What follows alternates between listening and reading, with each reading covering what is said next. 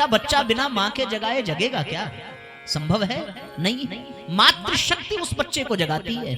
बच्चा बड़ा हो जाए, विवाह हो जाए, बन तो गया वो पति, पर उसको कोई तो नारी शक्ति जगाती है, उसको जगाने वाली पत्नी है।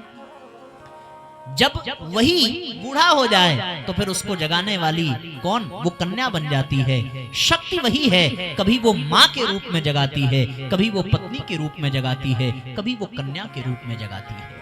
जब वो माँ के रूप में जगावे तो वो जगत जननी बन जाती है, जब वो पत्नी के रूप में जगावे तो किसी तुलसीदास के लिए माता रत्नावली बन जाती है, और जब कभी वो किसी पिता को जगावे तो वो सरस्वती बनकर के ब्रह्मा को जगाने वाली हो जाती है। उस शक्ति के अतिरिक्त और है कौन? एको हम द्वितीयो नास्ति, उसके अतिरिक्त कोई दूसरा आधार ही नहीं है।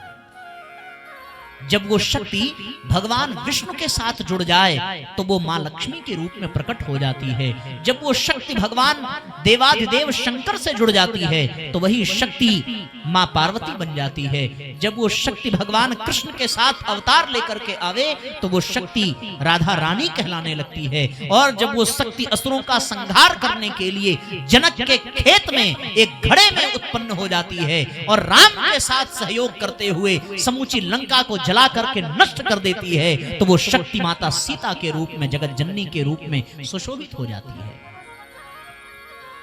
केवल और केवल वो शक्ति ही है जिसका अवलंबन लेकर के बार बार भगवान अवतार लेकर के अपनी लीलाएं करते हैं। और आपको कितना मैं संकेत करूं, उसी शक्ति का अवलंबन लेकर के परम पूज्य गुरुदेव इस धरती पर आए, उसी शक्ति को जागृत किया और उसी शक्ति को जन जन में व्याप्त करने का ऐसा अनूठा अभियान चलाया, वो दैवी अभियान जिसको विचार क्रांति अभियान कहते हैं, ऐसी अमानवीय योजना जिसको युग निर्माण योजना कहते हैं। ये सब कुछ जो संभव हो रहा है अथवा भविष्य में जो होगा अथवा जो हो चुका है, उसका एक ही आधार, एक ही कारण, और वो केवल और केवल वो आदि शक्ति, वो जगत जननी, उसे मां गायत्री ही कहा जा सकता है।